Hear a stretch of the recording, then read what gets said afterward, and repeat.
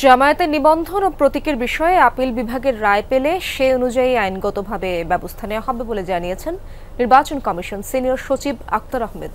এ সময় বিএনপি নেতা ইশরাক হোসেন ইস্যুতে তিনি বলেন, এ বিষয়েও উচ্চ আদালতের নির্দেশ মতো ব্যবস্থা নেওয়া হবে। এখনো পর্যন্ত জামাতের নিবন্ধন এবং আপনার প্রতীকের ব্যাপারে মাননীয় আদালতের কোনো অবজারভেশন আমরা পাইনি। অবজারভেশন পাওয়ার পরে এ বিষয়ে আইনগতভাবে যেটা প্রযোজ্য সেই অনুযায়ী ব্যবস্থা নেওয়া হবে। আইনগতভাবে যেটা প্রাপ্য সেটাই তারা পাবেন। জনাব ইশরাকের ব্যাপারে যতক্ষণ না পর্যন্ত একটা কাগজ আদালতের থেকে পাচ্ছি ততক্ষণ পর্যন্ত এই ব্যাপারে মন্তব্য করা থেকে বিরত থাকতে হবে।